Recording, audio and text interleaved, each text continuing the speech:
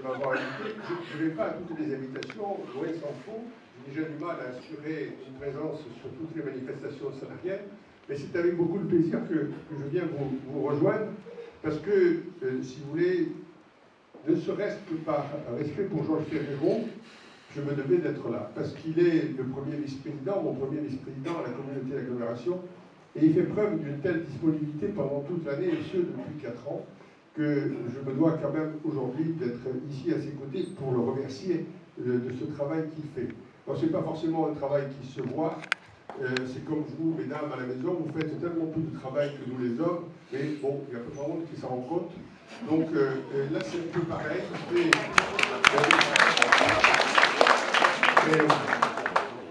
Mais oui.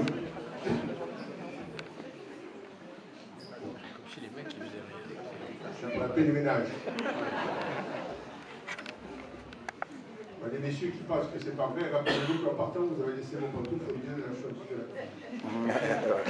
Donc, je disais que Georges Ferrero fait beaucoup de travail à nos côtés et que donc c'est quelque chose qui est important, même s'il ne se voit pas toujours. Mais c'est vrai aussi que tout un travail qui est fait au sein de la commune ne se voit pas tout le temps.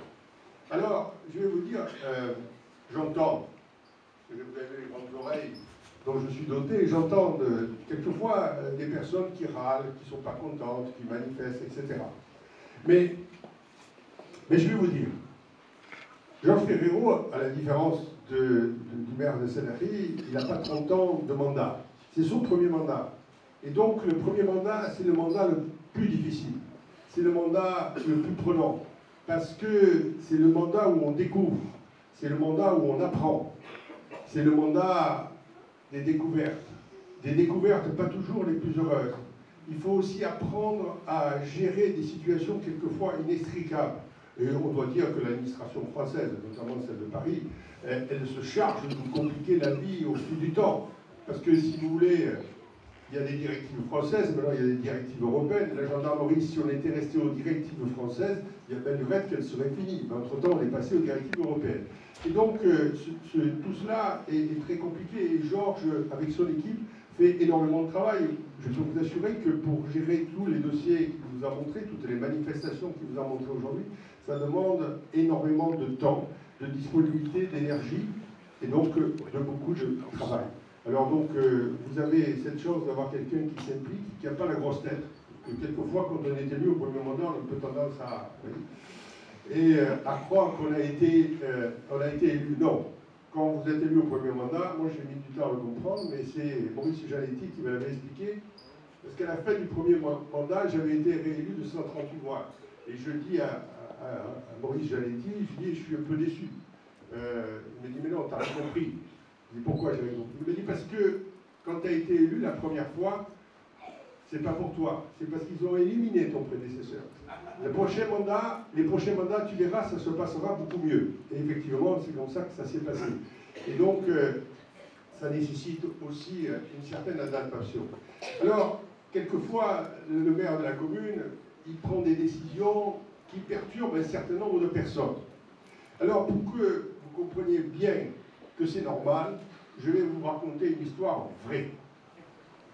Sur mon fauteuil de dentiste, une patiente commerçante dans la commune d'à côté, qui commence à... parce que je la laisse me parler quand même. C'est le seul endroit où on demande de l'ouvrir. Elle a la bouche ouverte. Et elle râlait après le maire, mais elle râlait copieusement après le maire de la commune d'à côté, parce qu'il faisait des travaux devant chez elle.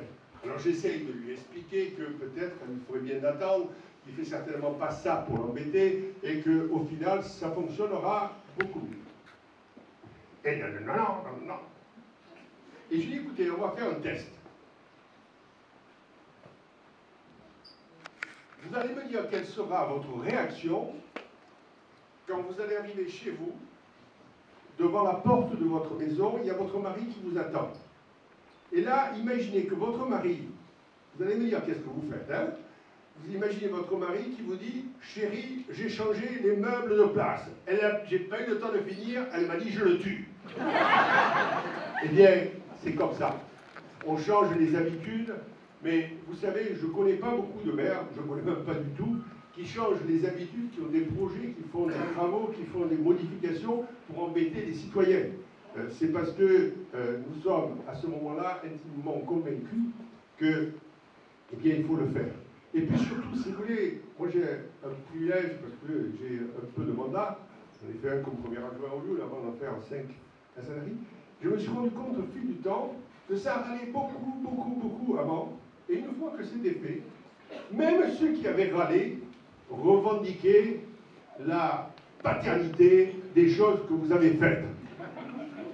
Mais oui, c'est comme ça. Non, attends, un peu. Exemple, Alzheimer. Alzheimer, ouais. Alors, vous savez, quand on fait les choses en pensant les faire le mieux possible, c'est ce que Georges essaye de faire comme tout le monde, eh bien, il faut comprendre qu'il en a pris les tenants et les aboutissants, que c'est le fruit d'une réflexion. Et ce travail qui est fait en amont, eh bien, permet de faire les meilleurs choix possibles ou les moins mauvais. N'imaginez pas quand il commence à ouvrir une route, qu'il a décidé le matin. Généralement, quand il ouvre une route, ça fait un an et demi, voire 2 ans, qu'ils réfléchissent et qu'ils étudient le dossier. Et que donc, voilà, il faut faire preuve de compréhension et se poser la question, mais pourquoi il fait ça? Avec l'envie d'essayer de trouver la bonne solution et la bonne réponse. Voilà ce que je voulais vous dire ce soir, parce que je trouve quelquefois qu'il y a des personnes qui critiquent un peu trop injustement Georges Ferrero, et ça me paraît tout à fait insupportable. Voilà, donc ceci étant dit, je voulais vous dire simplement, parce que je ne vais pas faire un long discours, parce que vous avez vu, je n'ai pas pris de notes, c'est le pire. Je fais des digressions à droite et à gauche.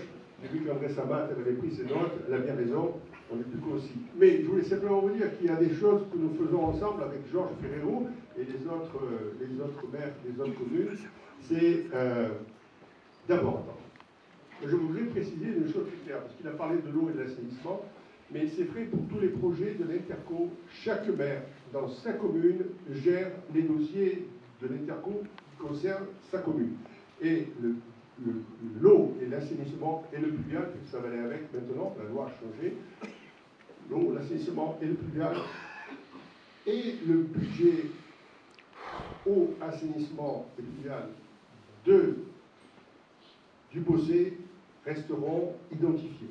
C'est-à-dire que si le prix de l'eau et de l'assainissement baisse, il pourra dire que c'est lui, et si le prix de l'eau et de l'assainissement il augmente, vous ne pourrez pas dire que c'est moi.